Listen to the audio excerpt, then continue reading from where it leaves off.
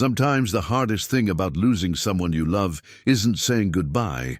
It's living with all the questions they left behind. For 30 years, Tucker Gage carried the weight of not knowing what really happened to his younger brother.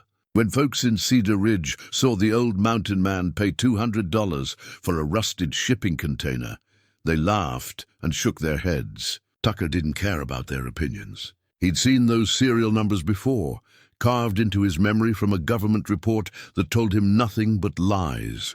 Inside that container, Tucker found his brother's prototype steam-wagon and a letter that would change everything he thought he knew. The machine wasn't just an invention. It was proof of a cover-up that went all the way to Washington. What would you do if you discovered the government had been lying about your family for 3 decades? Before we jump back in, tell us where you're tuning in from, and if this story touches you, make sure you're subscribed because tomorrow I've saved something extra special for you. The morning mist clung to the Montana peaks like an old man's memories, stubborn, familiar, and reluctant to let go. Tucker Gage stood on his cabin's weathered porch, coffee steaming in his calloused hands, watching the sun paint the wilderness in shades of gold and amber. At 73, he'd learned to appreciate these quiet moments before the world demanded his attention. A soft whine drew his gaze downward. Rex, his 12-year-old German Shepherd mix, lay stretched across the porch planks, grey muzzle resting on massive paws. The dog's once keen eyes had grown cloudy with age, but his ears still perked at every forest sound. Tucker reached into his shirt pocket and pulled out a hand-carved wooden whistle, its surface worn smooth from decades of handling. He'd made it himself 40 years ago, back when his hands were steadier and his heart lighter. "Come on, old boy," Tucker said, giving the whistle a gentle blow. The sound was barely audible to human ears, but Rex's tail thumped against the porch boards. "Let's check the snares." The routine never changed. Every morning for the past 15 years, since he'd retreated to this remote corner of the Bitterroot Mountains, Tucker and Rex would walk the perimeter of his 40-acre homestead. They'd check the rabbit snares, inspect the solar panels that powered his modest needs, and tend to the small vegetable garden that kept him fed through the harsh Montana winters. Tucker had built everything himself. The cabin from lodge pole pines he'd felled and milled, the root cellar carved into the hillside, the workshop where he crafted furniture and tools with the same precision he'd once applied to military operations. Self-sufficiency wasn't just a lifestyle choice for Tucker. It was a necessity born from hard-earned distrust. As they walked the familiar trail, Tucker's mind drifted to the dreams that had been visiting him more frequently lately. Dreams of Marcus, his younger brother, bent over blueprints in their father's garage, grease-stained fingers tracing mechanical drawings with the reverence other men reserved for scripture. Marcus had been the genius, the dreamer, the one who saw possibilities where others saw only problems. "You know what I'm going to build someday, Tuck?"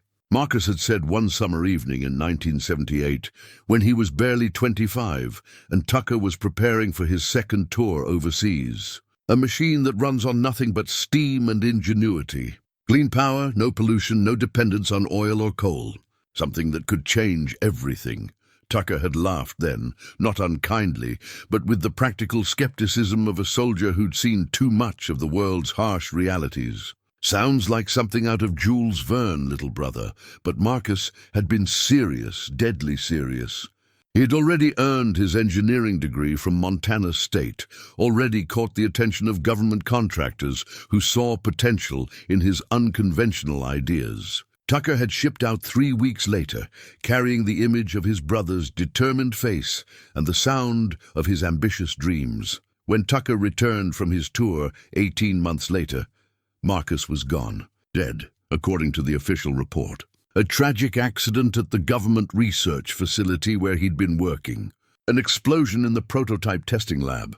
No remains recovered, the family was told, due to the intensity of the blast.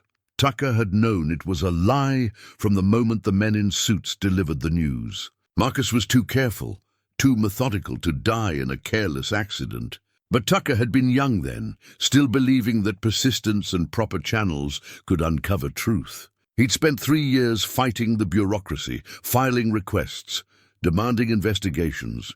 All he'd received in return were form letters, condolences, and a life insurance payout that felt like blood money.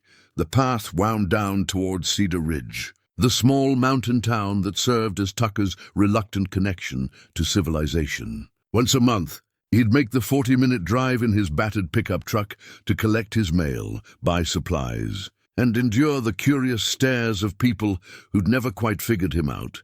Cedar Ridge had been a logging town once, back when the forests seemed inexhaustible and environmental concerns were just the concerns of tree huggers. Now it survived on tourism and the monthly pension checks of retirees who'd chosen scenic poverty over urban comfort. The main street consisted of a general store, a diner, a post office, and Murphy's Bar, the kind of place where locals nursed their beers and discussed weather, politics, and the peculiarities of their neighbors with equal gravity. Tucker tied Rex to a post outside Brennan's general store and pushed through the door, bells jingling overhead. Sarah Brennan looked up from her inventory clipboard, her weathered face creasing into a smile. At 68, she was one of the few people in town who remembered when Tucker had first arrived. Hollow-eyed and silent, buying basic supplies and asking no questions that might invite conversation. "Morning, Tucker. Rex looks like he's moving a bit slower these days." "We all are, Sarah. We all are." Tucker placed his monthly shopping list on the counter. Flour, coffee, canned goods, the basics of a simple life. "Anything interesting in the mail?" Sarah handed him a thin stack of envelopes. "Just the usual. Though I did hear something might interest you. Old Pete Morrison finally decided to sell off some of that junk in the rail yard. Having an auction next weekend." Tucker's hands stilled on the mail. The rail yard sat on the outskirts of town, a graveyard of rusted rolling stock and abandoned freight cars left over from the days when trains carried timber to distant mills. He'd driven past it countless times without much thought, but something in Sarah's tone suggested this wasn't casual information. "What kind of junk?" "Oh, you know Pete. Anything he can't burn, he's trying to sell. Railroad equipment, some old shipping containers, machinery that's been sitting there since the 70s. Probably just scrap metal, but some folks think there might be value in it." The 70s. Tucker felt something cold settle in his chest. He'd learned not to dismiss coincidences, not after a lifetime of discovering that the universe had a dark sense of humor about timing. "Might take a look," he said casually. "Pocketing the mail?" Sarah nodded, already turning back to her inventory. "Don't expect much. Most of it's been sitting out there rusting for 30 years or more." 30 years. Tucker walked back to his truck in silence, Rex padding beside him with the patient loyalty of a creature who'd learned to read his master's moods. As they drove back up the mountain road, Tucker's mind worked through the mathematics of memory. Marcus had disappeared in 1981. 30 years ago would put those containers in the rail yard right. Around the time of his brother's death, the workshop behind Tucker's cabin held the tools of a man who'd learned to fix anything and trust no one. Hand tools mostly, though he'd invested in a few pieces of electric equipment powered by his solar array. On the workbench, partially assembled, sat a rocking chair he was crafting from local oak, a commission from Sarah Brennan for her grandson's new baby. Tucker had discovered woodworking during his early years of isolation, finding peace in the rhythmic motion of playing on wood. The satisfaction of creating something useful and beautiful from raw materials. It reminded him of watching his father work, back when the Gage family had been whole and happy and unaware of the tragedy that would fracture their future. He picked up a piece of sandpaper and began smoothing the chair's armrest, letting the repetitive motion calm his thoughts. Rex settled on his favorite blanket in the corner, content to watch his master work. The dog had been with Tucker for most of his mountain years, a stray puppy who'd wandered onto the property during a particularly harsh winter and decided to stay. As the afternoon wore on, Tucker found himself thinking about the shipping containers in the rail yard. Logic told him it was foolish to read significance into Sarah's casual mention of 30-year-old cargo boxes. But intuition, the same instinct that had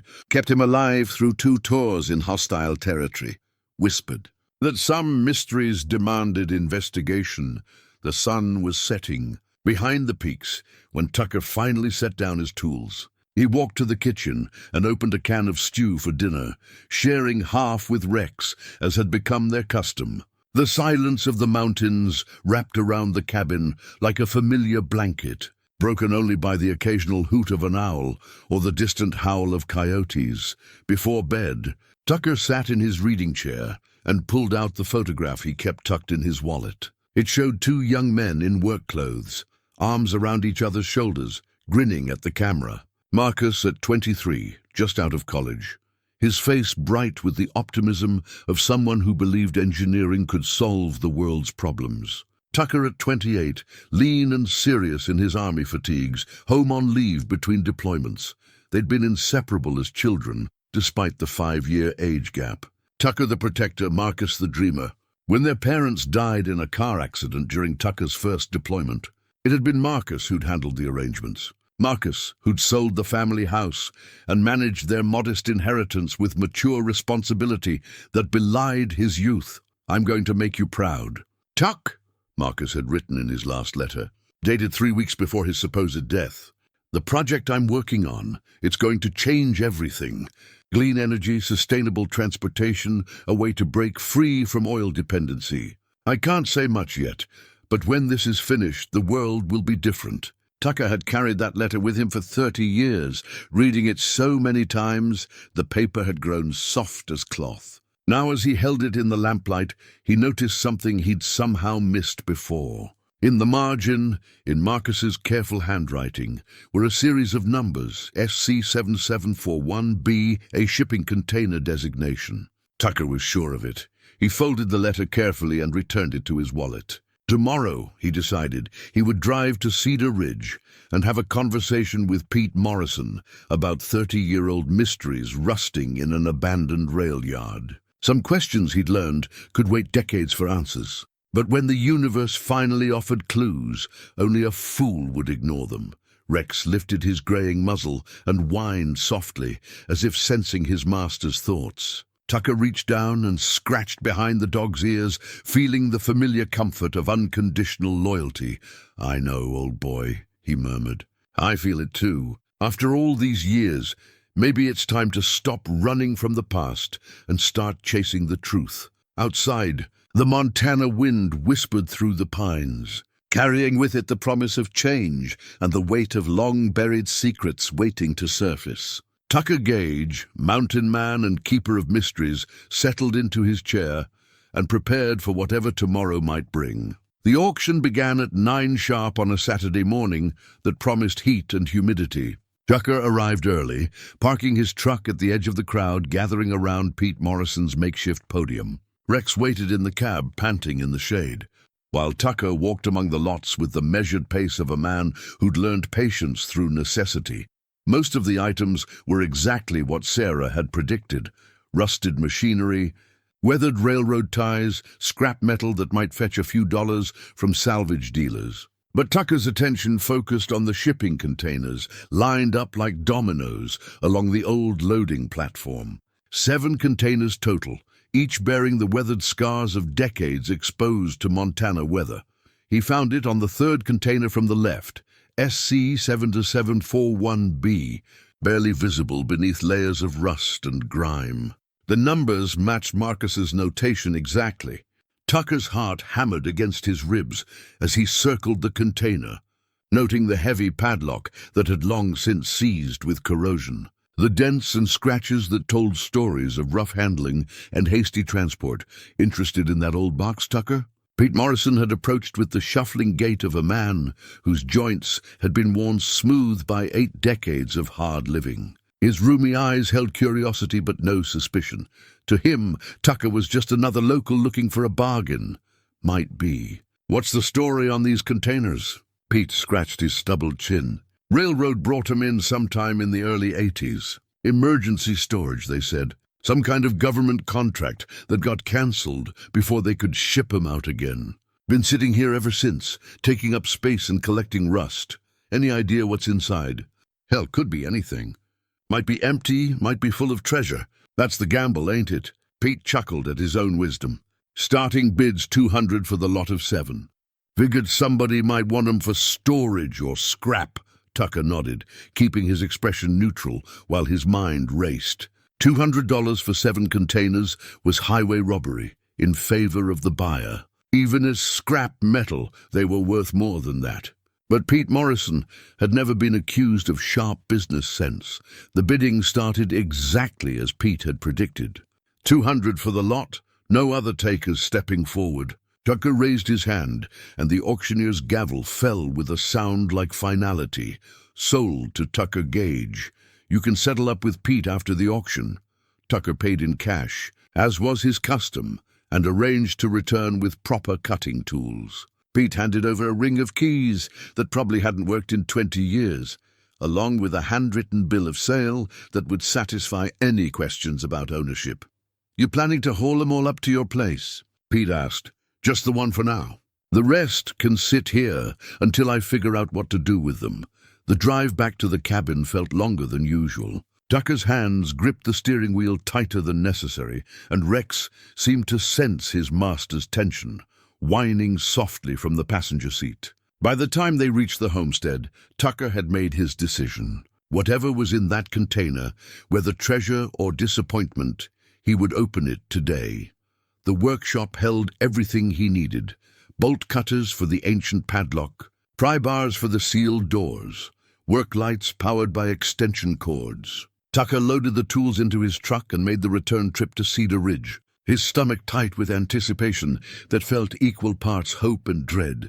The rail yard was deserted now. The auction crowd dispersed to Saturday afternoon pursuits. Tucker backed his truck up to SC 7741B and began the careful work of opening a mystery that had waited 30 years for resolution. The padlock yielded to bolt cutters with surprising ease, as if the metal had been waiting for liberation.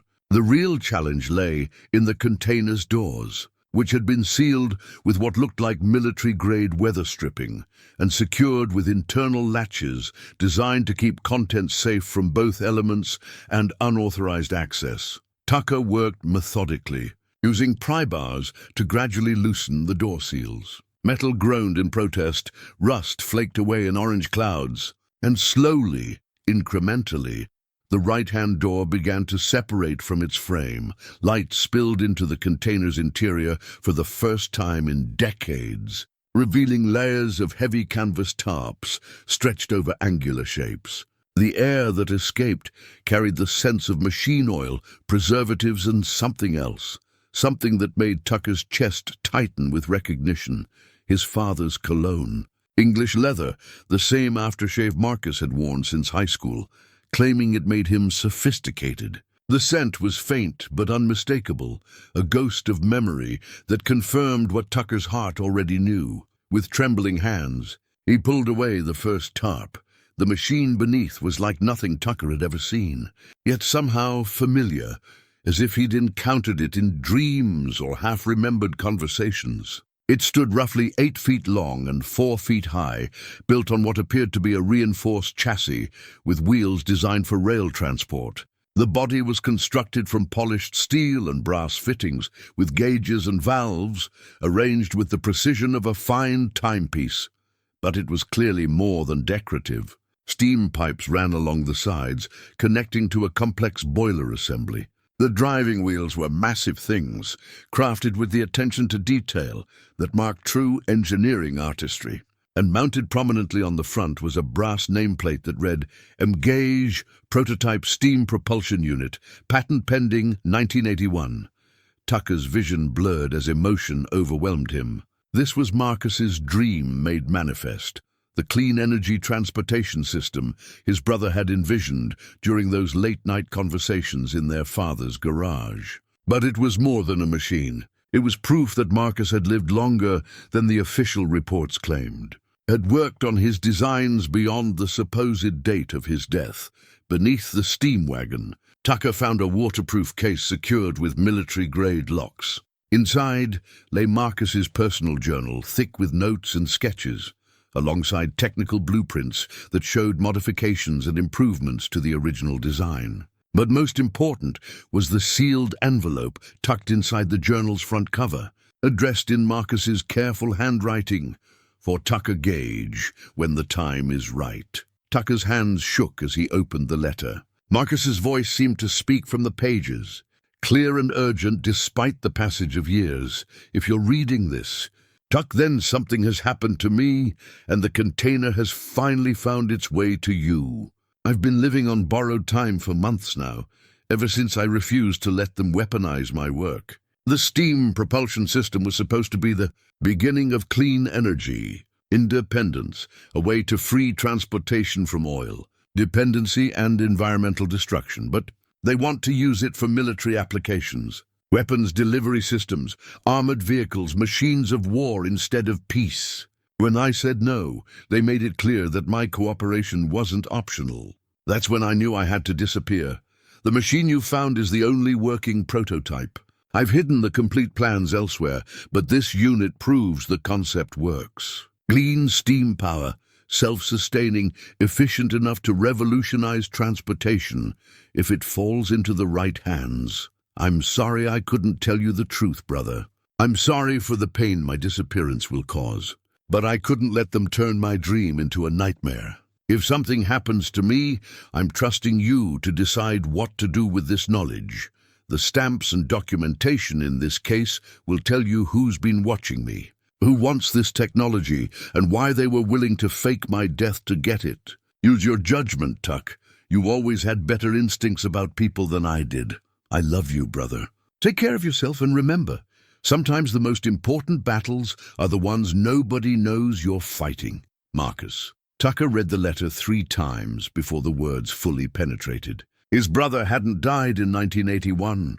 He'd been forced into hiding, driven underground by people who wanted to pervert his peaceful invention into an instrument of war. And now, 30 years later, the evidence of that conspiracy sat before Tucker like an accusation demanding justice. At the bottom of the case, beneath the technical drawings, Tucker found what Marcus had referred to as documentation. Military classification stamps on official letterhead, photographs of men in suits examining steam-powered prototypes, and most damning of all, correspondence between defense contractors and government officials discussing the acquisition and redirection of Marcus Gage's research. The sun was setting. By the time Tucker finished examining the container's contents, he carefully recovered the steam-wagon and secured the case containing Marcus's journal and documentation. Whatever came next, he needed time to think, to plan, to decide how to honor his brother's sacrifice and trust. As he drove home through the gathering darkness, Tucker's mind was already working through possibilities. The letter had been written 30 years ago, but the conspiracy it revealed might still be active. The people who'd driven Marcus into hiding could still be dangerous, still be watching for any sign that their secret had surfaced. But Tucker Gage had been a soldier once, trained in tactics and patience. If someone had stolen his brother's life and dreams, they would answer for it. The only question was how to proceed without becoming another casualty in a war most people didn't even know was being fought. Rex whined softly from the passenger seat, and Tucker reached over to scratch the old dog's ears. "I know, boy, everything's about to change. But maybe that's not such a bad thing. Maybe it's time the truth came out." Tucker spent the next 3 days reading Marcus's journal from cover to cover, each page revealing new layers of a conspiracy that ran deeper than he'd imagined.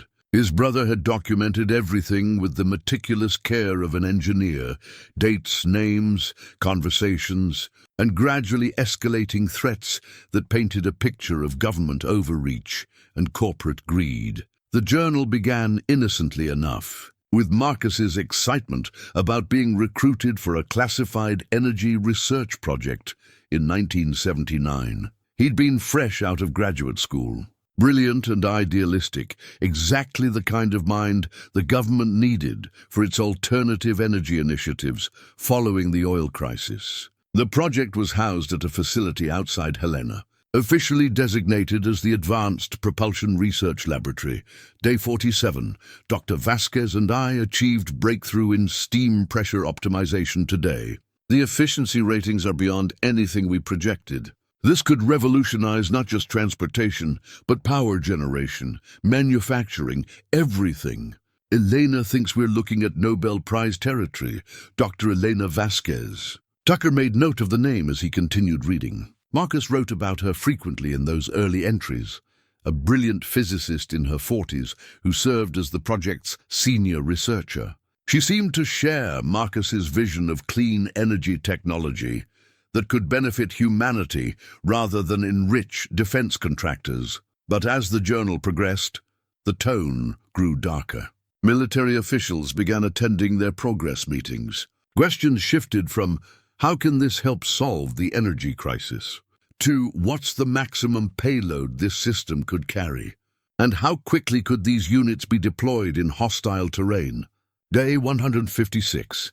They want us to redesign the boiler assembly to handle explosive charges. Elena refused outright, said it went against everything we're trying to accomplish. Colonel Brennan wasn't pleased. He reminded us that our funding comes from Defense Department budgets, and they expect practical applications for their investment. Tucker recognized the pattern. He'd seen it in his own military service, how projects with noble intentions could be gradually corrupted by people who saw every innovation as a potential weapon.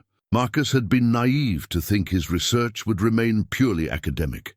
The journal entries grew shorter and more urgent as 1981 progressed. Marcus described increased surveillance, restricted access to his own research, and pressure to sign agreements that would transfer all intellectual property rights to the military. When he and Dr. Vasquez attempted to publish their findings in civilian scientific journals, they were blocked by classification orders. Day 203. Elena received a visit at her home last night. Two men in suits politely explaining that her family's safety depended on her continued cooperation. She's terrified, but still refusing to weaponize our work. I have to get her out of this, but I don't know how. Day 215. They've separated Eleanor and me, claimed it's for security compartmentalization. I haven't seen her in 3 weeks. My new partner is Dr. Morrison, young, ambitious, and clearly working directly for the military interests. He keeps pushing modifications that would make the steam units suitable for armor mounting. Tucker felt cold anger building as he read his brother's account of systematic intimidation and coercion. Marcus had been trapped in a system that viewed his genius as property to be exploited, his conscience as an obstacle to be overcome. The final entries revealed Marcus's desperate plan to preserve his work's original intent. He'd been secretly building a working prototype using materials diverted from the official project, documenting the true capabilities of clean steam propulsion while his handlers thought he was developing weapon systems. Day 267.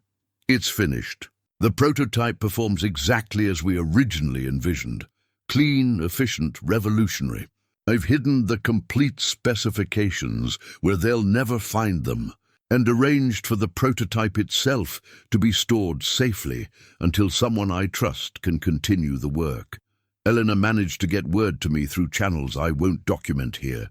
She's been transferred to a consulting position in Arizona, effective exile from the project. At least she's alive and free.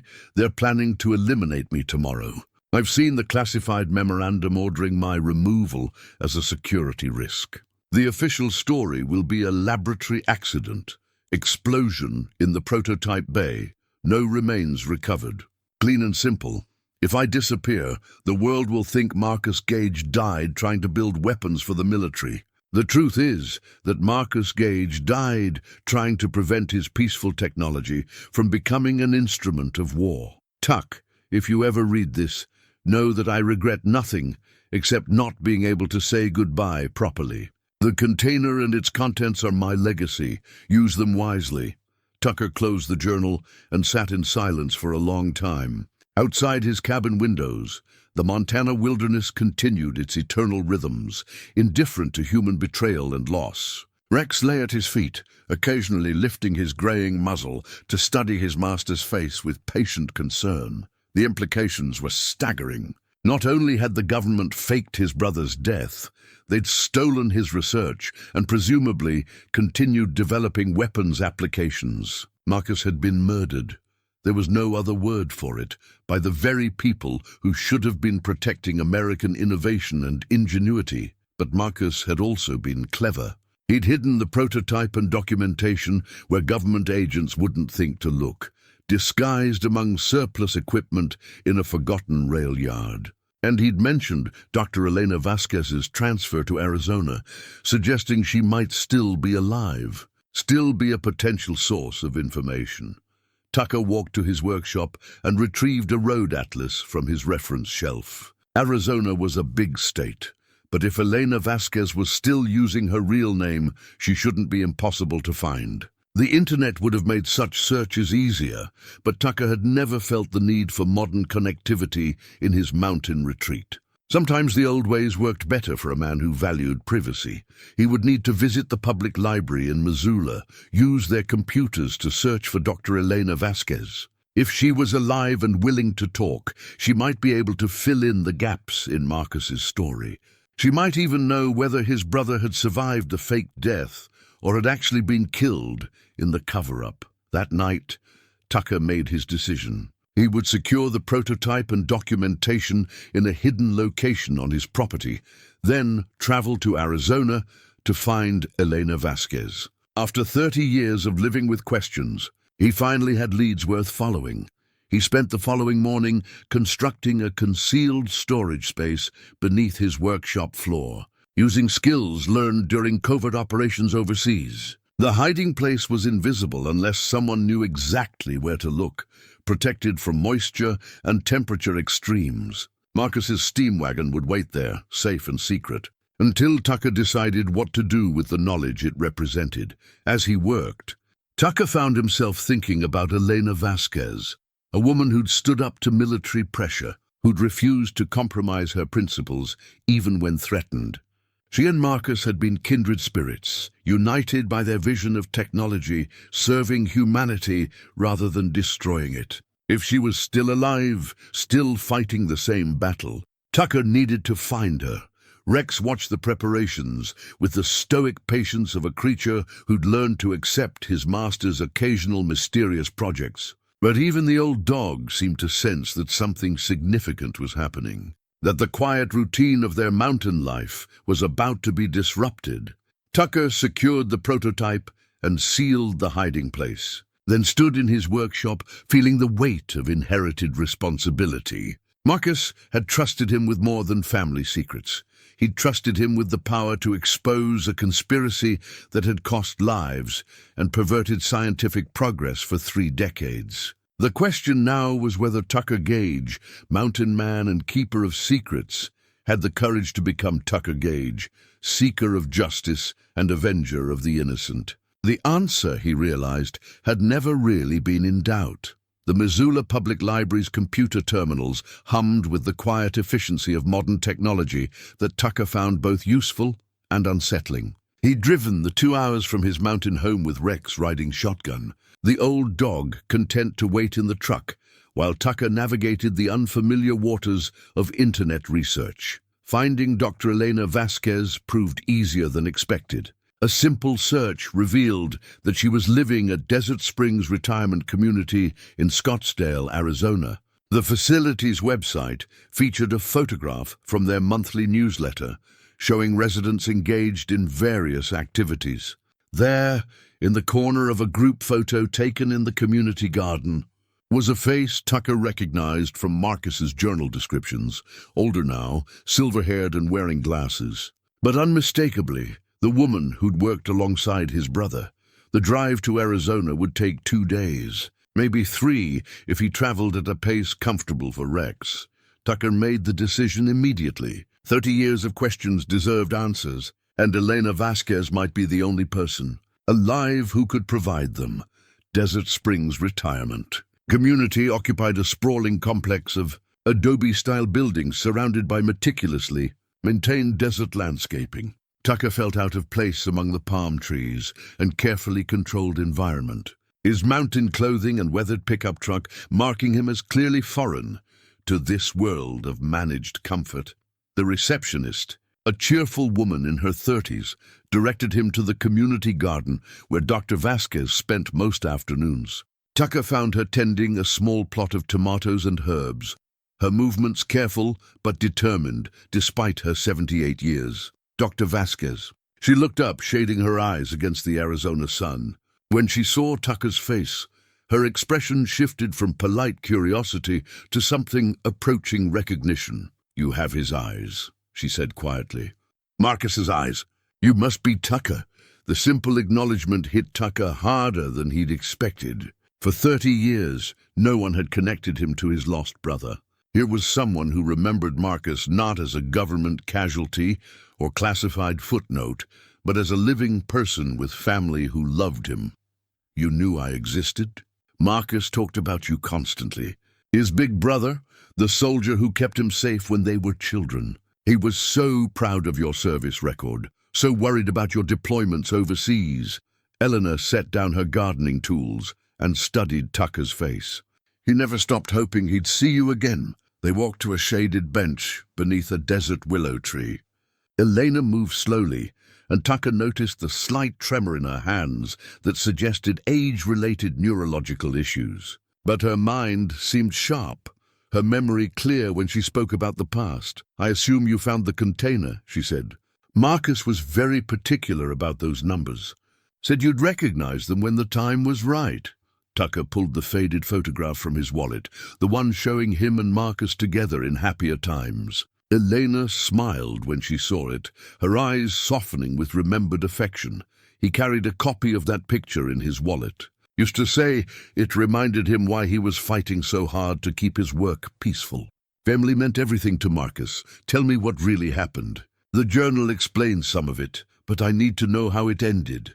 Elena was quiet for a long moment, gathering memories that were clearly both precious and painful. Marcus was brilliant, but he was also naive about how power works in government circles. He truly believed that good intentions would protect him, that scientific integrity meant something to the people controlling our funding.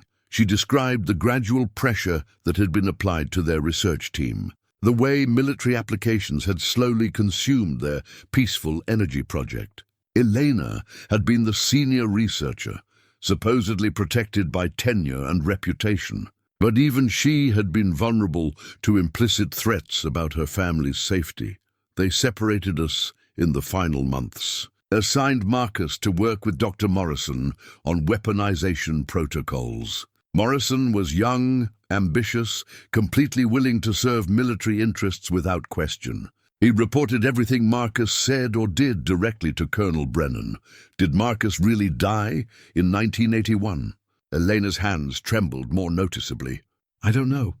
I've wondered about that for 30 years, hoped against hope that he somehow escaped. The explosion was real. I heard it from across the facility, saw the smoke and fire trucks. But I never saw remains, never had definitive proof that Marcus was actually killed." Tucker felt a spark of hope, dangerous, but irresistible. Where would he have gone? If he survived, where would Marcus hide? He had friends from graduate school, other engineers who shared his vision of clean technology. There was one in particular, David Chen, working for a small renewable energy company in Oregon. Marcus mentioned him several times, said David was one of the few people he trusted completely. Elena reached into her gardening bag and retrieved a small brass key, its surface tarnished with age. "Marcus gave me this 2 days before the explosion. Said if anything happened to him, I should keep it safe until someone from his family came looking for answers." The key was warm from her touch, solid and purposeful in Tucker's palm. "What does it open?" "A safety deposit box at First National Bank in Phoenix. Box number 847. Marcus registered it under an assumed name, Thomas Gardner, but he arranged for family access if proper identification was provided." Tucker stared at the key, feeling the weight of 30 years' worth of secrets condensed into a few ounces of brass. "Why didn't you use it yourself?" Elena's smile was sad but understanding. "It wasn't meant for me. Marcus was very specific. This was for family, for someone who had the right to know the whole truth. "I've been waiting 3 decades to give it to you." A young man approached their bench, concern evident in his expression. "Grandma Elena, you've been out here for hours." Mum's worried about the heat. Elena introduced her grandson David, a software engineer in his late 20s, who'd inherited her careful manner and intelligent eyes. Tucker watched the family interaction with a mixture of longing and gratitude. Elena had people who cared about her welfare, who ensured she was safe and comfortable in her golden years. David, this is Tucker Gage. He's the brother of someone I worked with many years ago. David shook Tucker's hand with genuine warmth. "Any friend of Grandma's is welcome here." "Are you staying long in Scottsdale?" "Just passing through," Tucker replied. "But I'm grateful for the chance to meet your grandmother. She's helped me understand some important family history." As they prepared to part, Elena gripped Tucker's arm with surprising strength. "Be careful.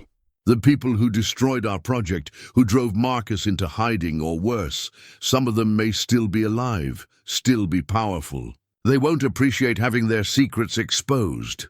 Tucker nodded, pocketing the brass key carefully. "Do you regret it?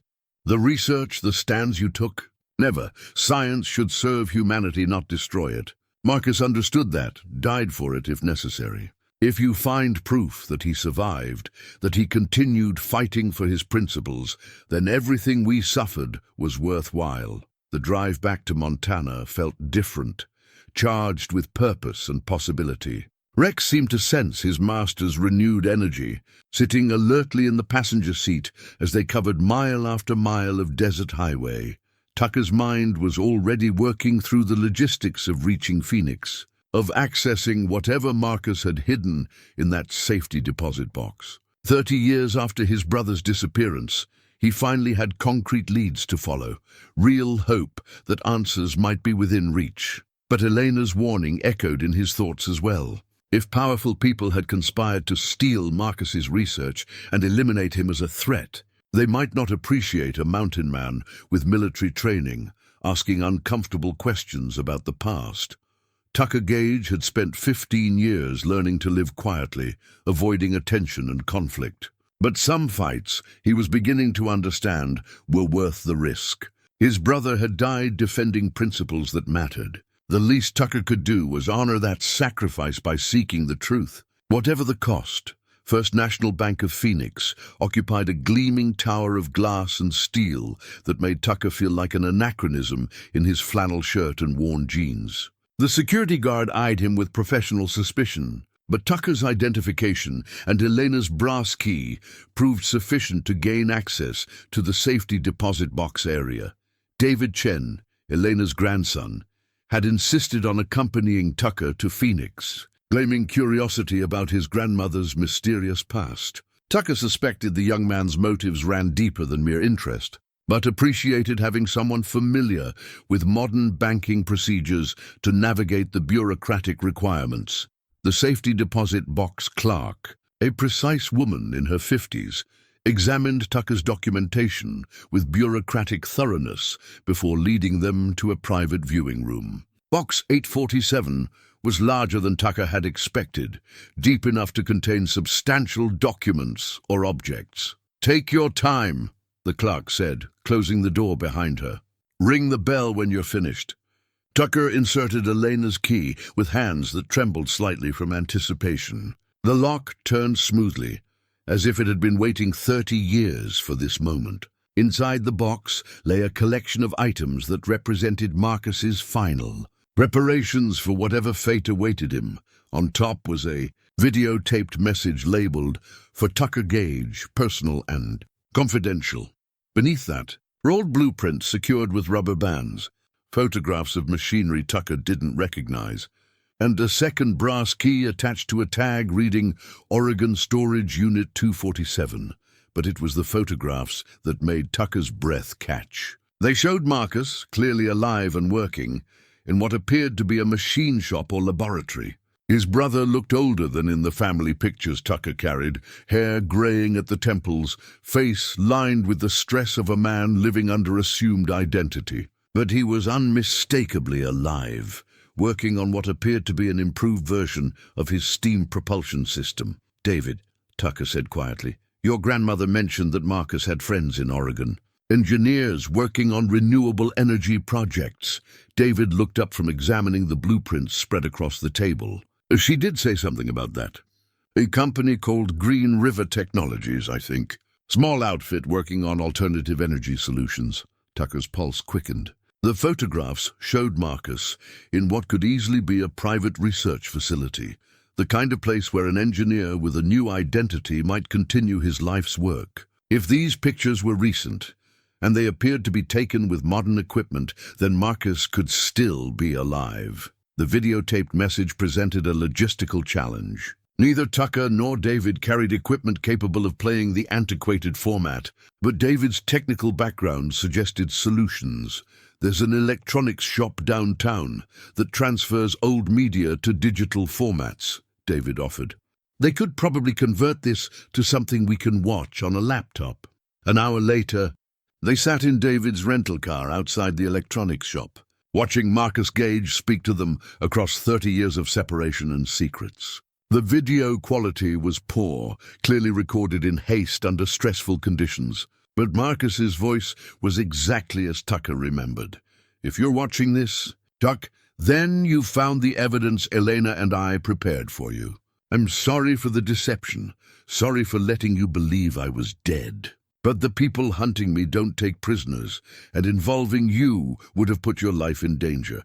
By now you've seen the prototype and read my journal. You know why I had to disappear, why I couldn't let them turn my work into an instrument of war. What you don't know is that I survived the explosion at the facility.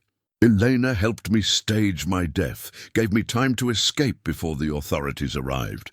I've been living under the name Thomas Gardner, continuing my research in secret. The steam propulsion technology works even better than we originally projected. Clean energy, sustainable transportation, revolutionary applications for both civilian and industrial uses. But the military-industrial complex that destroyed our original project is still active, still developing weapons based on stolen versions of my early designs. They've created abominations of the technology, using it to power military vehicles and weapon systems that would horrify you. I've been working on a way to expose their theft, to prove that the peaceful applications were the original intent. The storage unit in Oregon contains my current prototype and documentation that could bring down some very powerful people. I don't know if I'll live to see justice done. The men hunting me are persistent and well-funded. But if something happens to me, I'm trusting you to decide whether the world should know the truth about clean energy technology and government corruption.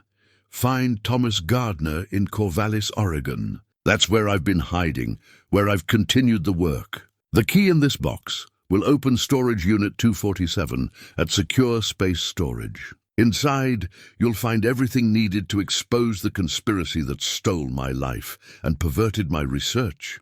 I love you, brother.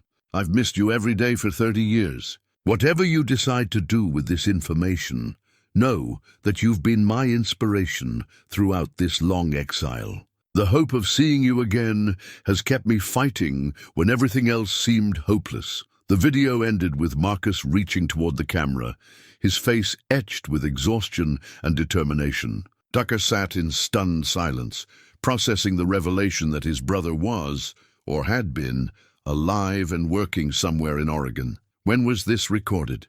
Tucker asked. David checked the digital file properties on his laptop. The conversion shop said the original tape was probably from the early 2000s, based on the video quality and magnetic signature.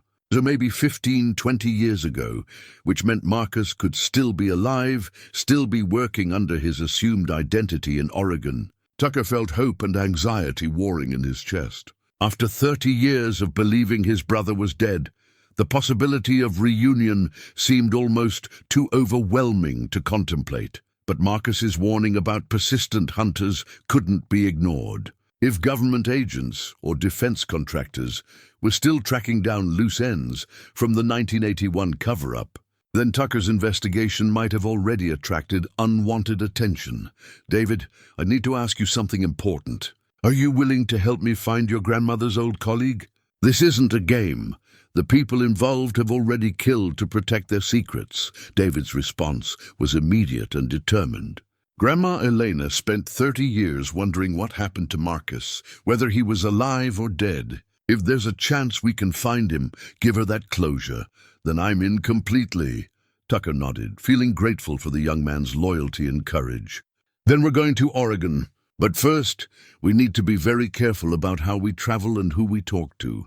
If Marcus was right about being hunted, then we might be walking into significant danger. They spent the evening planning their route to Corvallis, researching Thomas Gardner's possible addresses, and preparing for a journey that might end in reunion or tragedy. Tucker carried Marcus's videotaped message in his jacket pocket, a tangible connection to the brother he'd thought lost forever. Rex waited patiently in the hotel room, sensing his master's excitement but unable to understand the cause. Tucker scratched the old dog's ears and promised him they'd be home soon, hopefully with answers to questions that had haunted the Gage.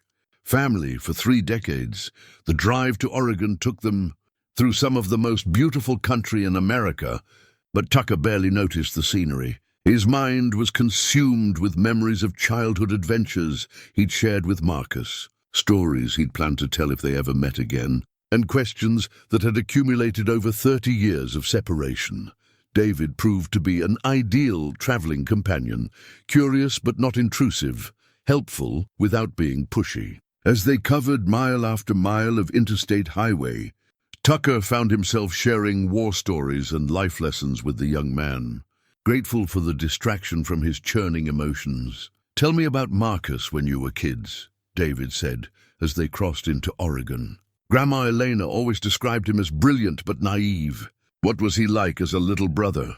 Tucker smiled, reaching into his jacket pocket to touch the brass compass he'd carried since childhood, Marcus's gift to him before his first deployment overseas. The compass had guided him through hostile terrain in 2 wars and 15 years of mountain solitude. Now it was leading him toward the most important navigation of his life. Marcus was the kind of kid who took apart alarm clocks to see how they worked, then actually managed to put them back together. When he was 12, he built a working steam engine out of soup cans and bicycle parts. Set our mother's garden shed on fire testing it. But the principle was sound. The memories came flooding back as they drove through the Columbia River Gorge.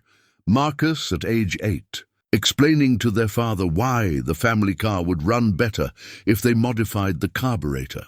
Marcus, at 15, winning the state science fair with a solar panel design he'd developed in the garage. Marcus, at 23, calling Tucker overseas to excitedly describe his acceptance into the government research program that would ultimately destroy his life. He always believed that engineering could solve the world's problems. Tucker continued. Clean energy, efficient transportation, sustainable technology. He saw solutions where other people saw obstacles. Sounds like Grandma Eleanor, David observed. She still talks about renewable energy like it's a moral crusade. Corvallis, Oregon, turned out to be a small college town dominated by Oregon State University and filled with the kind of environmentally conscious businesses that would attract someone like Marcus. They found Thomas Gardner's address in the phone directory, a modest house on the outskirts of town, surrounded by the kind of workshop buildings that suggested serious mechanical work. Tucker's heart hammered as they drove past the property. The house looked lived in, but not currently occupied, with newspapers accumulating on the front porch and an overgrown garden that suggested recent neglect. A small sign by the mailbox read, T. Gardner, Custom Mechanical Repair. Looks like he's been gone for a while, David said quietly. They parked at a nearby coffee shop and spent the afternoon making discreet inquiries about Thomas Gardner. The picture that emerged was of a quiet, skilled mechanic who specialized in restoring antique machinery and had lived in the community for nearly 20 years. Neighbors described him as friendly but private. Someone who kept to himself but was always willing to help with mechanical problems. Haven't seen Tom in maybe 6 months, said the owner of the hardware store, where Gardner apparently bought supplies. Used to come in regular for specialty parts and materials. Heard he might have moved away, but he didn't say goodbye or anything. Tucker felt disappointment settling in his chest like a physical weight. After coming so close to finding Marcus, they seemed to have missed him by months. But the storage unit key still offered hope. Whatever Marcus had hidden there might provide clues to his current whereabouts. Secure space storage occupied a sprawling complex of metal buildings on the industrial edge of Corvallis. Unit 247 was located in the rear section, away from the main office and casual observation. Tucker's hands shook slightly as he inserted Marcus's key into the lock. The unit contained what appeared to be a complete mechanical workshop, tools, equipment and workbenches, arranged with the same methodical precision Tucker remembered from their father's garage. But the centerpiece was a machine that took Tucker's breath away. Marcus's final prototype stood in the center of the space like a mechanical work of art. The steam propulsion unit had evolved far beyond the version hidden in the shipping container. This model was sleek, efficient, and obviously functional. A clean energy generator that could have revolutionized transportation if it had fallen into the right hands. But it was the wall of documentation that truly told the story. Photographs showing military vehicles powered by stolen versions of Marcus's technology. Technical specifications proving that defense contractors had reverse-engineered his peaceful designs into weapons systems. Financial records detailing the profits made from perverted applications of technology intended to benefit humanity. "This is incredible," David whispered, examining blueprints that showed applications for everything from clean power generation to sustainable transportation. Your brother wasn't just ahead of his time, he was decades ahead. Tucker found Marcus's final notebook on the workbench, filled with recent entries dated just 6 months earlier. The handwriting was older, shakier than in the original journal, but unmistakably his brother's. "They found me again. After 20 years of peace, the hunters are closing in. Someone leaked my location, probably traced through supply purchases or utility records. I have maybe weeks before they arrive. The prototype is complete. Everything I dreamed of in 1981, perfected through decades of secret research. Clean energy, sustainable technology, proof that weapons were never the intended application. I'm too old to run again, too tired to start over in another identity. If they want to silence me, they'll have to do it publicly now. I've prepared evidence packages for journalists, scientists, and environmental groups. The truth will come out whether I live to see it or not. Tucker, if you're reading this, I'm either dead or in hiding so deep that Thomas Gardner has ceased to exist. Don't mourn for me. I've had 30 years longer than they intended to give me, 30 years to perfect the work and prepare the evidence. The compass I gave you when we were kids. Follow it home, brother. Follow it to the truth." Tucker pulled the brass compass from his pocket, studying its familiar weight and craftsmanship. Marcus had been clever even as a child, hiding meanings within meanings. The compass didn't just provide direction, it provided guidance, purpose, the moral bearing needed to navigate difficult decisions. "David, we need to get this evidence to people who can use it. Journalists, scientists, someone with the platform to expose what really happened." But as they prepared to leave the storage unit, Tucker noticed a black sedan parked across the street from the facility entrance. 2 men in suits sat inside, watching the storage complex with professional patience. "We're not alone," Tucker said quietly, his military training automatically assessing threat levels and escape routes. "Someone's been waiting for us to lead them here." David's face went pale as he realized the implications. "You think they've been following us since Phoenix?" Tucker was already moving, gathering the most crucial documents and evidence while planning their exit strategy. Marcus had been right about persistent hunters. The question now was whether Tucker's old skills were sufficient to keep them alive long enough to honor his brother's sacrifice. The brass compass seemed to grow warm in Tucker's pocket, as if Marcus himself was providing guidance for the dangerous path ahead. Some truths, Tucker realized, were worth dying for. The challenge was staying alive long enough to share them with the world. Tucker guided David through the back exit of the storage facility, using skills learned in hostile territory to avoid the surveillance team. They made it to David's rental car through a maze of industrial buildings, but Tucker knew their pursuers wouldn't be far behind. Professional hunters had resources and patience that ordinary citizens couldn't match. They drove in silence for 20 minutes, taking random turns and doubling back through residential neighborhoods to ensure they weren't being followed. Only when Tucker was satisfied they'd lost the surveillance did he direct David to a small roadside diner where they could regroup and plan their next move. The diner was the kind of place that attracted truckers and shift workers, anonymous, cash-friendly, and unlikely to ask questions about strangers seeking privacy. Tucker chose a booth in the back corner where he could watch both entrances while they examined the evidence they'd rescued from Marcus's storage unit. "Your brother documented everything," David said, spreading photographs across the table. "Look at these military vehicles. They're clearly using his steam propulsion technology, but configured for weapons delivery and armor support." Tucker studied the images with growing anger. Marcus's peaceful energy innovation had been perverted into exactly what he'd feared most: machines of war designed to kill rather than create. Tanks powered by clean steam technology, weapons platforms that could operate silently in hostile terrain, mobile artillery systems that left no exhaust signature for enemy detection. But it was the financial documentation that revealed the true scope of the conspiracy. Defense contractors had made billions from technology they'd stolen after faking Marcus's death. Patents had been filed under corporate names, with no mention of the original inventor. Marcus Gage's revolutionary work had been erased from history, while others profited from his genius.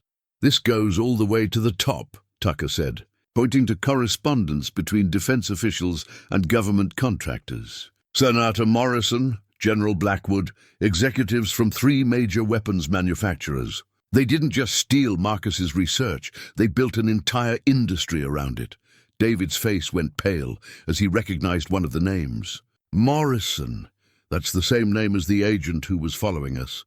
You think they're related?" Before Tucker could answer, the diner's front door opened, and 2 men in dark suits entered. They moved with the professional confidence of federal agents, their eyes scanning the room with practiced efficiency. Tucker recognized them immediately as the surveillance team from the storage facility. "Back door," Tucker whispered, already moving. "Leave everything except the most crucial documents." But as they reached the rear exit, it opened to reveal a third man, younger than the others, with the kind of lean build and alert posture that suggested military background. He was blocking their escape route with casual authority, one hand resting near his jacket where a weapon would be concealed. "Gentlemen," the young man said, his voice carrying a slight southern accent. "Agent Morrison, Department of Defense Security. We need to have a conversation." Tucker's mind raced through tactical options. 3 armed professionals in a confined space with civilian bystanders who could be hurt in any confrontation. His military training provided solutions, but they all involved unacceptable risks to innocent people. "What kind of conversation?" Tucker asked, keeping his hands visible while calculating distances and angles. "The kind where you tell me what you've learned about Thomas Gardner's research, and I explain why it's in everyone's best interest to forget this investigation ever happened." Agent Morrison gestured toward an empty booth, his movement casual but unmistakably threatening. The other 2 agents had positioned themselves to control the main entrance and prevent any attempt at flight. Tucker and David sat across from Morrison, who spread his own collection of photographs on the table. These images showed Marcus, clearly identifiable, despite 30 years of aging, working in various laboratories and workshops over the past decades. "Thomas Gardner has been a person of interest for over 20 years, Morrison explained. "We know about his real identity, his research activities, and his ongoing efforts to undermine national security through unauthorized technology disclosure." "National security?" Tucker's voice carried dangerous edge. My brother invented clean energy technology. How is that a threat to anything except corporate profits? Morrison's smile was cold and professional. Your brother developed technology with significant military applications. When he refused to cooperate with lawful government requests for full disclosure, he became a security risk. His subsequent theft of classified materials and unauthorized continuation of restricted research made him a fugitive. That's not what happened, David interjected. The research was stolen from him. The military applications were never his intention. Intention is irrelevant, Morrison replied. Results matter. The technology exists, it has strategic value, and civilian control of such capabilities presents unacceptable risks to national defense. Tucker studied the young agent's face, noting the resemblance to someone he'd seen in Marcus's documentation. You're related to Senator Morrison, aren't you? The one who was involved in the original cover-up? Morrison's professional composure cracked slightly. My grandfather served his country with distinction. He understood that sometimes difficult decisions must be made to protect American interests. The pieces clicked into place with sickening clarity. This wasn't just about government bureaucracy or military security. It was personal. The Morrison family had built their political dynasty on profits from stolen technology, and they couldn't afford to have that foundation exposed. Where is my brother? Tucker demanded. Marcus Gage died in a laboratory accident in 1981. Thomas Gardner is a fugitive who stole classified government property and has been evading lawful apprehension for decades. When we locate him, he'll face charges for treason, theft of military secrets, and violation of national security statutes. But Morrison's answer revealed more than he'd intended. If they were still hunting for Marcus, then he was likely still alive, still free, still working somewhere beyond their reach. Tucker made his decision with the clarity that comes from moral certainty. I'm not helping you find him, and I'm not forgetting what I've learned about the conspiracy that stole his life's work. Morrison's facade of professional courtesy evaporated. Mr. Gage, you don't understand the situation. Your brother's technology in the wrong hands could destabilize military balances worldwide. We're not the villains here.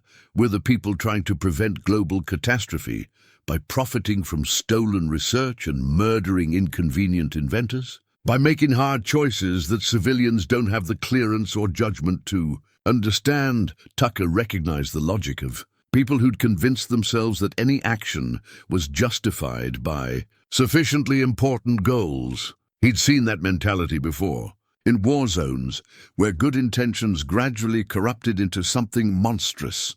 The encrypted hard drive David had discovered in Marcus's storage unit lay hidden in Tucker's jacket pocket, containing decades of evidence about government corruption and corporate theft. Morrison and his team clearly didn't know about it, or they'd have mentioned it specifically.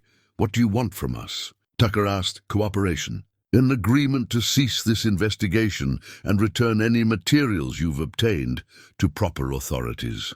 In exchange, you walk away from this with no charges filed and no further government interest in your activities. And if we refuse, Morrison's smile returned colder than before, then you become persons of interest in an ongoing national security investigation. Your mountain property gets searched, your financial records get examined, your daily activities get monitored indefinitely. Tucker felt the weight of decision pressing down on him.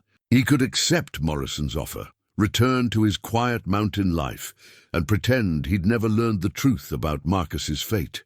It would be the safe choice, the practical choice, but the brass compass in his pocket seemed to grow warm against his chest, reminding him of promises made and family bonds that transcended personal safety. I need time to think, Tucker said finally. Morrison checked his watch with theatrical precision. You have 24 hours. Tomorrow at noon we meet again. You bring everything you've taken from Gardner's storage unit, and we discuss the terms of your cooperation. As the agents filed out of the diner, Morrison paused at Tucker's booth. Mr. Gage, your brother made the mistake of believing his principles were more important than practical realities. I hope you're wiser than he was. Tucker watched them leave, then turned to David. Are you ready for this to get much more dangerous? David's jaw was set with determination that reminded Tucker of Elena's stubborn courage. "Your brother spent 30 years fighting for something he believed in.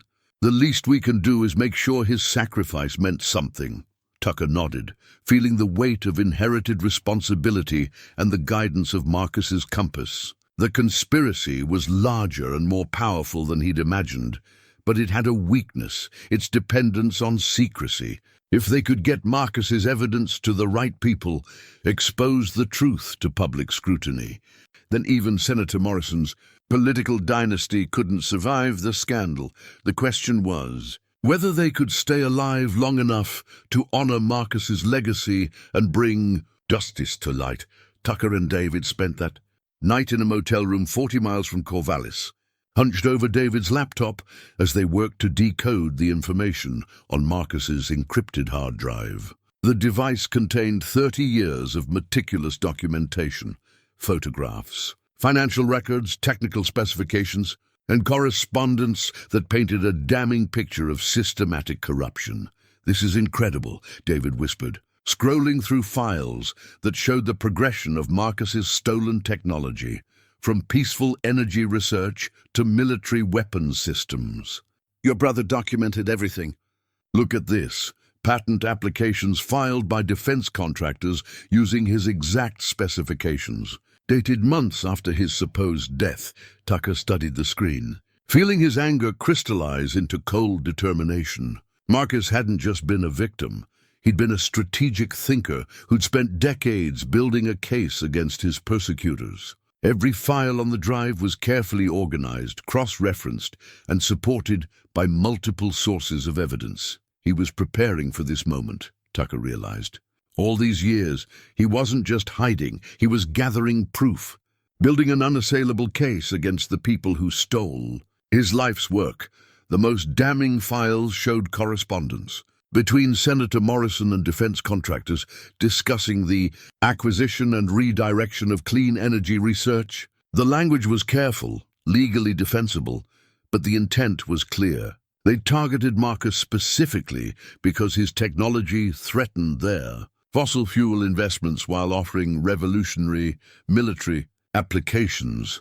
But the drive contained something even more valuable, evidence that Marcus was still alive and still working. The most recent files were dated just 3 months earlier, including photographs of a new prototype that made his previous work look primitive by comparison. "He's been in contact with someone," David said, pointing to email exchanges with an address identified only as Truth Seeker 47. "Look at these messages. They're coordinating some kind of public disclosure." Tucker read the exchanges with growing excitement. Marcus and his mysterious contact had been planning to release the evidence publicly, to expose the conspiracy through multiple media outlets simultaneously. The plan had been interrupted by Morrison's agents closing in, but the framework was still in place. Truth Seeker 47 mentions having connections with investigative journalists and environmental groups, Tucker noted. "If we could make contact, continue Marcus's plan, we'd need to find him first," David interrupted. "The emails mention a meeting place, but it's coded somehow." Tucker studied the message thread more carefully, applying the same methodical analysis he'd used for military intelligence. Marcus had always been clever with codes and hidden meanings, even as a child. The references to the place where steam meets sky and coordinates from the gift of childhood suggested personal significance rather than random encryption. "Steam meets sky," Tucker mused. "That sounds like something from our childhood. We used to go—" He stopped, memory flooding back with sudden clarity. "Mount Hood. There's a hot springs resort near the base of Mount Hood where our parents took us camping every summer. Marcus always said it was where Earth's steam met heaven's sky." David pulled up a map on his laptop. "Mount Hood Hot Springs Resort, about 2 hours from here. But what about the coordinates from the gift of childhood?" Tucker pulled the brass compass from his pocket, studying its familiar face with new understanding. Marcus had given him this compass when he was 12 years old, inscribed with what Tucker had always assumed were decorative markings. But now, examining them more closely, he realized they weren't decorative at all. They were coordinates. 45 degrees, 121 minutes north. 121 degrees, 43 minutes west. Tucker checked the coordinates against David's map.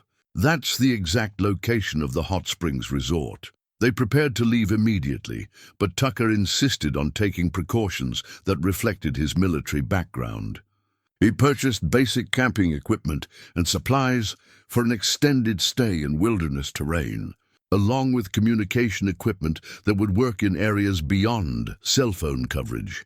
"If this goes wrong," Tucker told David as they loaded the car, "you drive straight to the nearest FBI field office and give them copies of everything we've found.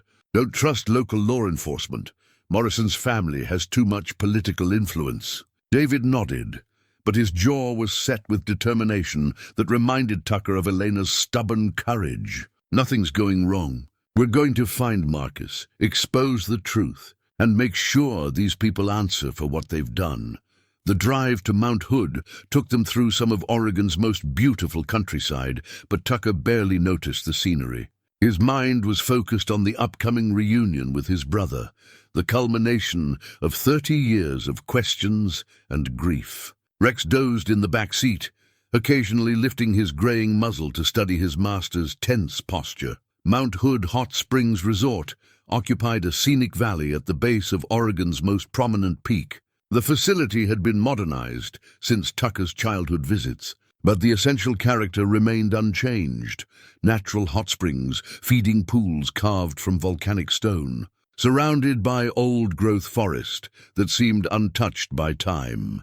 They checked into separate cabins and spent the afternoon reconnoitering the area, identifying potential meeting places and escape routes. Tucker's military experience proved invaluable as he assessed the terrain for tactical advantages and vulnerabilities. As evening approached, they made their way to the coordinates specified by Marcus's compass. The location turned out to be a secluded hot spring pool fed by underground thermal vents, accessible only by a narrow trail through dense forest. It was exactly the kind of place Marcus would choose, private, defensible, and rich with childhood memories. Tucker heard footsteps on the trail long before he saw their source. His hand moved instinctively toward the concealed pistol he'd carried since leaving Montana, but he forced himself to remain calm. After 30 years of separation, this reunion deserved better than suspicion and fear.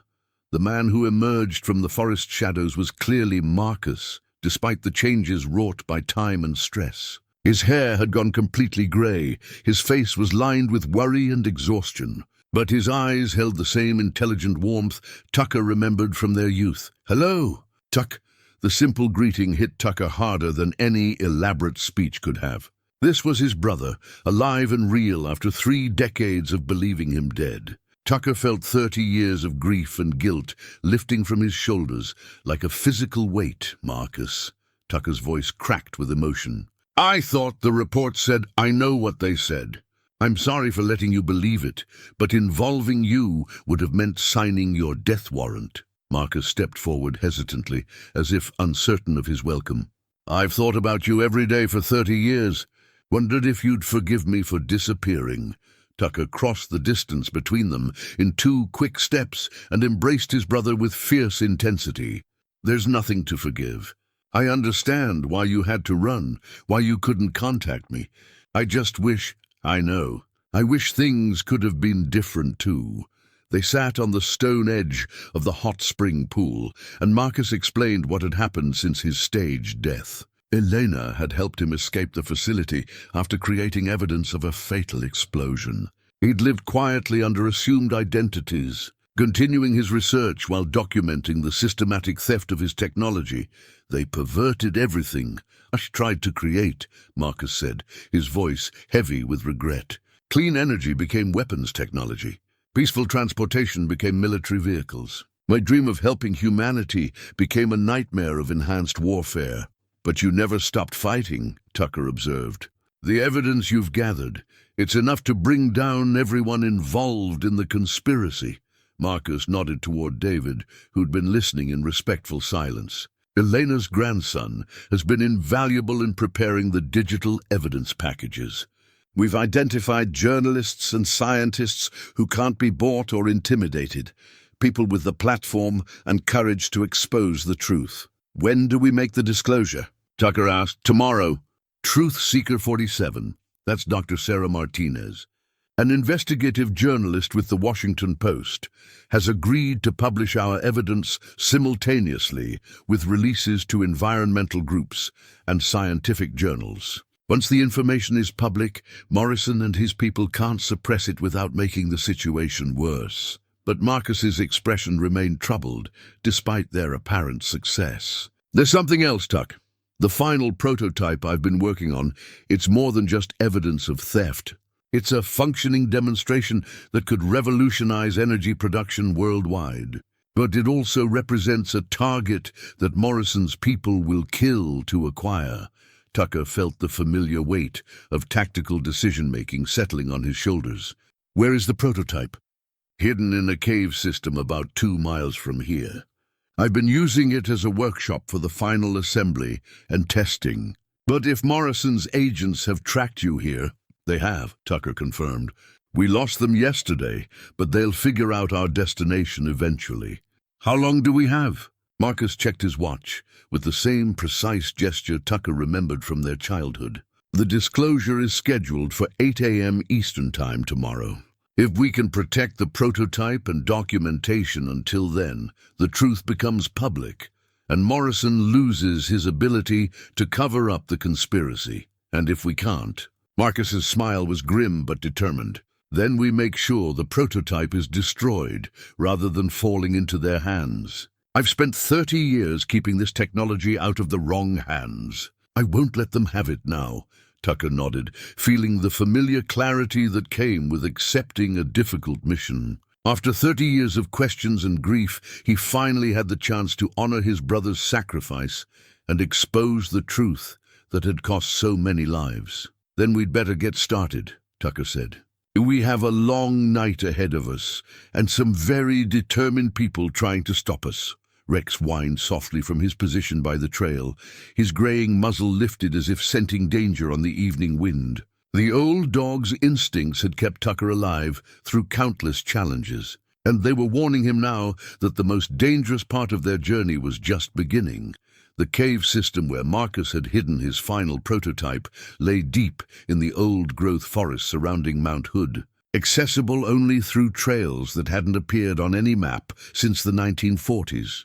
Tucker followed his brother through the darkness, impressed by Marcus's knowledge of terrain that offered both concealment and defensive advantages. I've been preparing this position for months, Marcus explained, as they approached a natural rock formation that concealed the cave entrance. Multiple escape routes, cached supplies, and communication equipment that can't be jammed or traced. Inside the cave, battery-powered work lights revealed a workshop that represented the culmination of 30 years' worth of secret research. Marcus's final prototype dominated the space, a clean energy generator roughly the size of a large refrigerator, built with the precision of a Swiss timepiece and the robust functionality of industrial machinery. This single unit could power a small town indefinitely, Marcus said, running his hands over the polished metal surfaces with obvious pride. Zero emissions, minimal maintenance requirements, fuel costs measured in pennies rather than dollars. It's everything I dreamed of building when we were kids in Dad's garage. Tucker examined the machine with growing amazement. The engineering was elegant in its simplicity, using principles of steam dynamics and thermal efficiency that seemed almost magical in their effectiveness. This wasn't just an improvement on existing technology, it was a fundamental breakthrough that could transform civilization. But it was the patent application lying on Marcus's workbench that truly told the story. The document, dated just 3 days earlier, listed Marcus Gage as the sole inventor and included detailed specifications that proved the military applications had been unauthorized derivatives of his original peaceful design. Once this patent is filed publicly tomorrow morning, along with the journalist's disclosure, the whole conspiracy collapses, Marcus explained. They can't claim national security classification on technology that's already in the public domain. David worked frantically at his laptop, uploading the final evidence packages to secure servers around the world. The dead man's switches are all in place, he reported. If we don't check in every 12 hours, the information gets released automatically. To back up journalists and scientific organizations, Tucker felt a surge of pride watching his brother and the young man work together with the focused intensity of people who understood they were making history. After decades of hiding and fear, Marcus was finally ready to reclaim his life's work and expose the truth about government corruption. But Rex's sudden growling from the cave entrance warned them that their time was running out. Tucker moved to the shadows near the opening and listened carefully to the forest sounds. Vehicle engines in the distance growing closer. Radio chatter carried on the night wind. Professional voices coordinating a search pattern. They found us, Tucker announced quietly. Multiple vehicles, at least 6 operatives based on the radio traffic. They'll surround the area and wait for daylight to move in. Marcus continued working on his prototype, making final adjustments with steady hands despite the approaching danger. How long do we have? Maybe an hour before they establish a complete perimeter. After that, we're trapped until they decide to come in after us. David looked up from his laptop with barely controlled panic. Can't we just run? Take the prototype and find another hiding place. Tucker shook his head, drawing on tactical experience gained in hostile territory. The machine's too heavy to move quickly, and they've got vehicles to cut off our escape routes. We're better off defending this position until the disclosure deadline. But even as he spoke, Tucker knew their situation was deteriorating rapidly. Morrison's agents had superior numbers, better equipment, and the authority to call in additional resources if needed. The cave offered temporary protection, but it could also become a tomb if they couldn't break out before being completely surrounded. There might be another option, Marcus said, his voice carrying a note of grim determination. The prototype has a self-destruct mechanism built into the core assembly. If it looks like they're going to capture it, I can trigger a controlled overload that will destroy the machine completely, and us along with it. The explosion would be contained to the generator itself, but the cave system would probably collapse. We'd have maybe 30 seconds to reach the back exit tunnel. Tucker studied his brother's face, seeing the same stubborn courage that had driven Marcus to risk everything for his principles 30 years earlier. Is there any way to save both the prototype and the evidence? Not if Morrison's people get their hands on either one. They'll classify the technology immediately and disappear anyone who knows about it. The only way to honor 30 years of work is to make sure the truth survives, even if the machine doesn't. Radio chatter from outside grew louder and more organized. Multiple teams were moving into position, establishing a cordon that would soon make escape impossible. Tucker checked his weapons and ammunition, calculating odds that grew worse with each passing minute. How long until the disclosure deadline? He asked. David checked his laptop clock.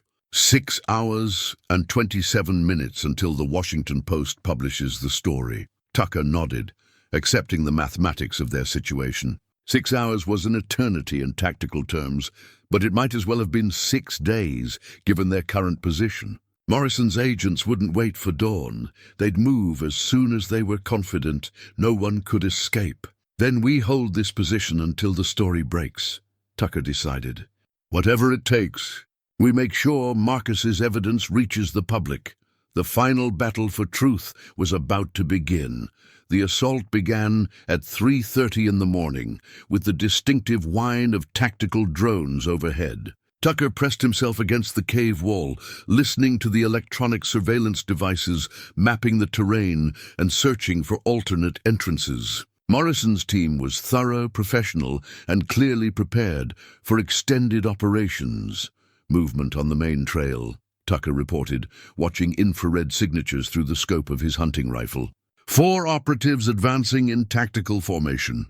Marcus continued working at his laptop, uploading final backup files to servers around the world while monitoring news feeds for any sign that their story had broken early. The prototype hummed quietly in the background, its clean energy output powering their equipment while serving as a constant reminder of what they were fighting to protect. Rex lay near the cave entrance, his graying muzzle resting on his paws, but his ears alert to every sound from the forest. The old dog had been Tucker's companion through 15 years of mountain solitude, and his presence provided comfort even in the face of overwhelming odds. Agent Morrison's voice echoed from a portable speaker outside the cave, amplified to carry clearly through the rock walls. "Mr. Gage, this is your final opportunity to surrender peacefully.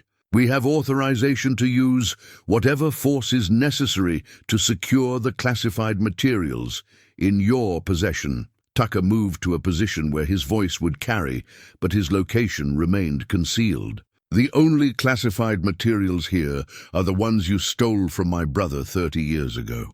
Everything else is going public in 3 hours, whether you like it or not. Your brother was a traitor who compromised national security for personal ideology. The technology he developed belongs to the American people, not to environmental extremists and foreign interests.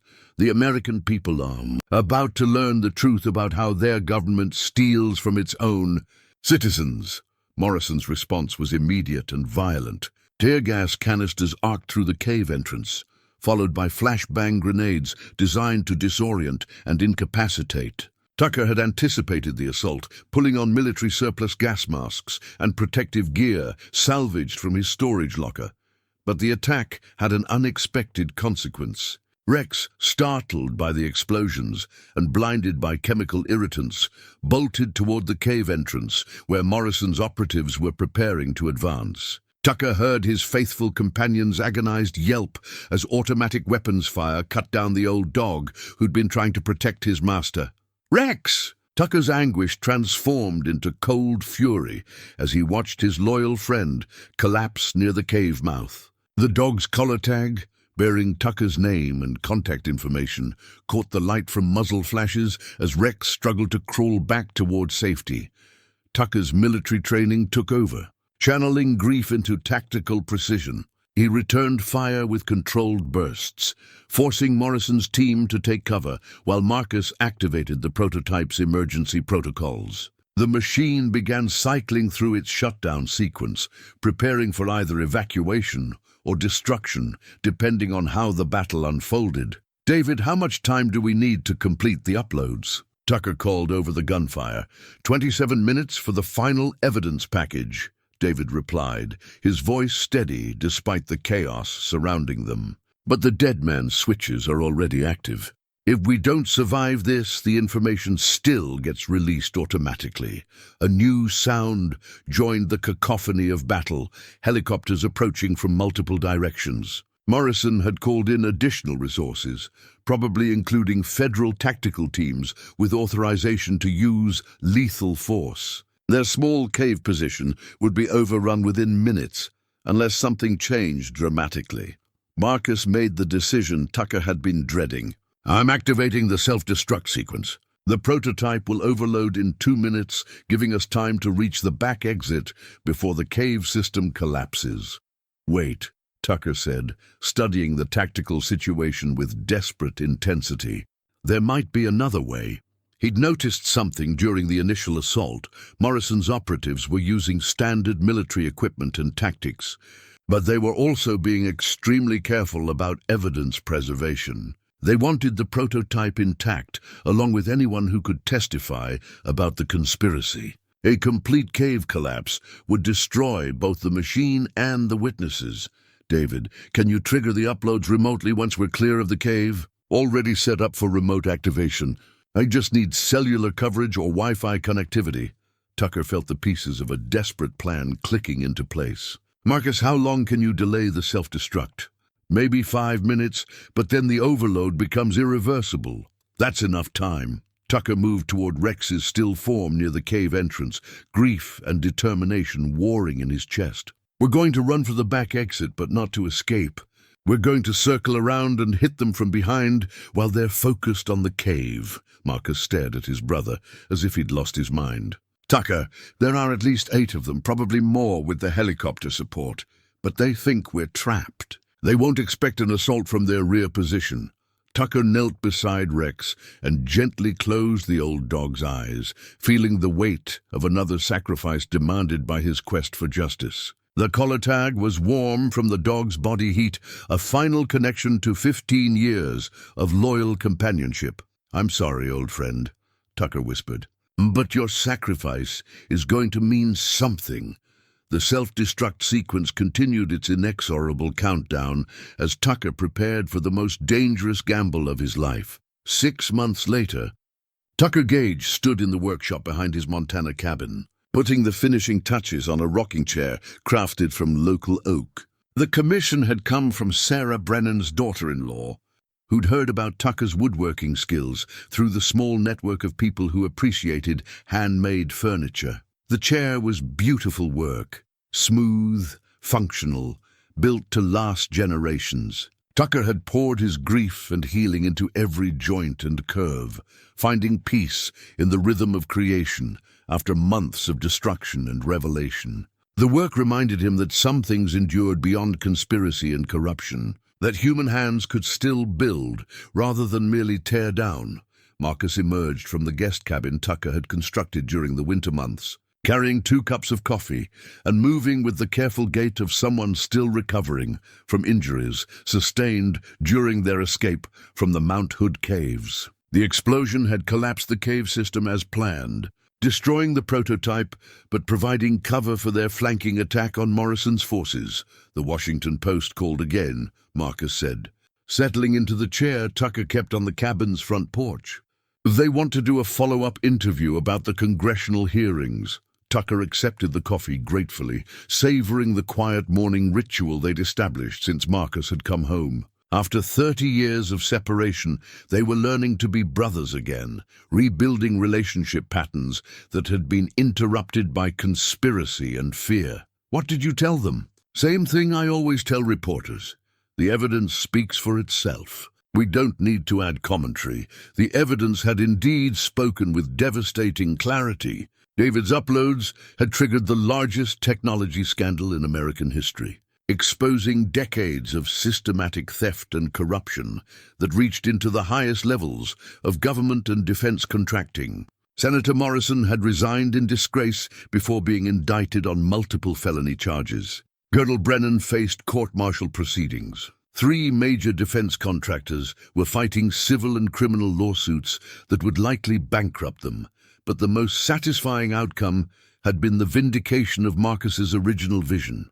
Clean energy researchers around the world had seized on his published specifications, rapidly developing commercial applications that promised to revolutionize transportation and power generation. The technology that had been perverted into weapons systems was finally fulfilling its peaceful potential. Elena Vasquez had lived to see justice done, her early dementia proving reversible once she received proper medical care away from the stress and isolation of her exile. She testified before Congress with clarity and passion, describing the intimidation and coercion that had driven her from her career. Her grandson David had become something of a celebrity in whistleblower circles, using his technical skills to help other victims of government overreach.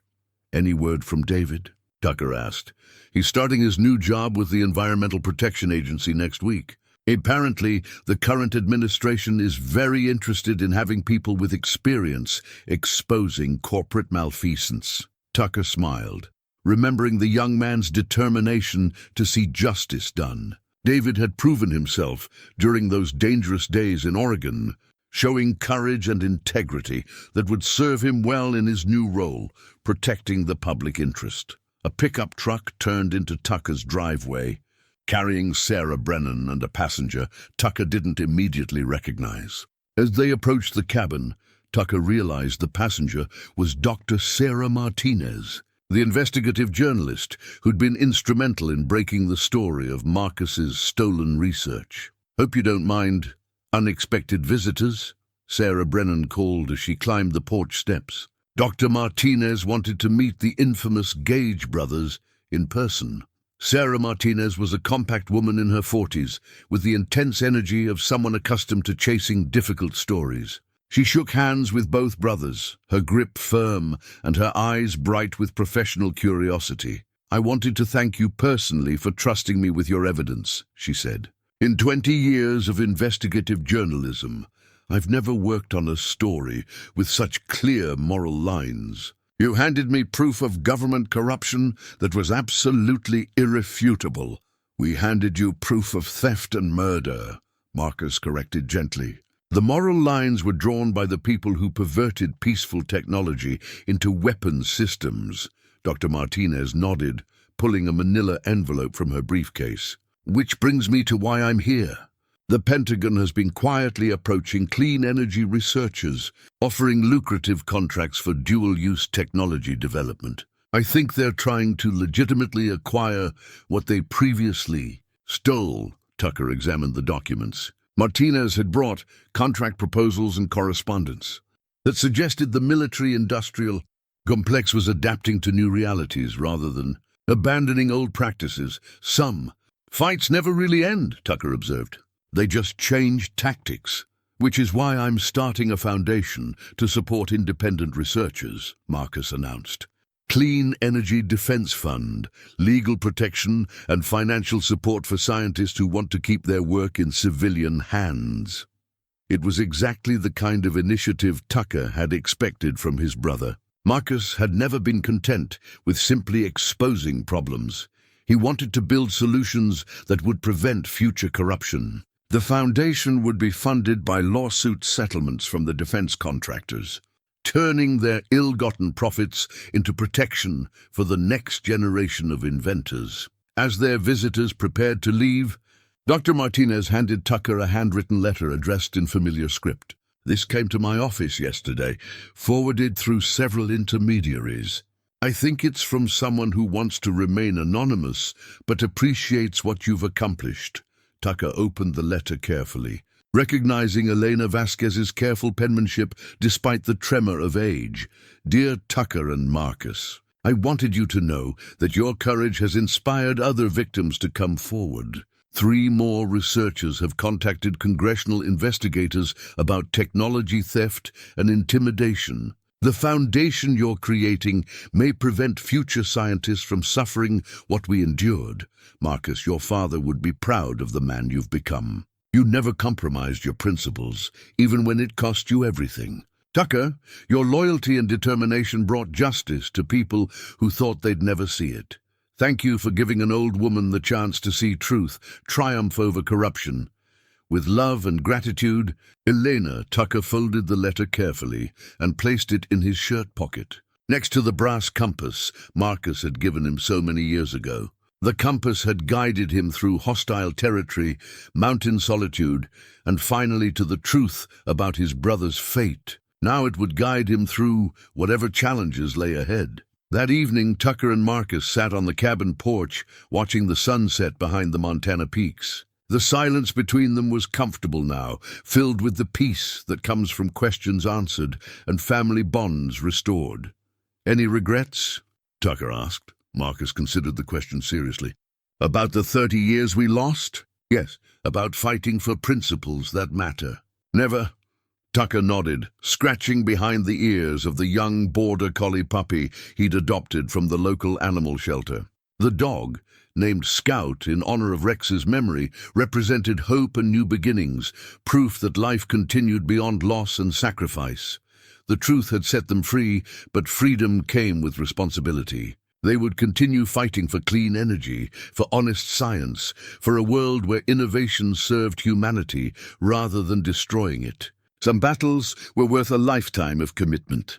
As darkness settled over the mountains, Tucker felt the weight of his brother's hand on his shoulder, a connection that had survived 30 years of separation and would endure whatever challenges the future might bring. They were home, they were together, and the truth would always be stronger than any conspiracy built on lies.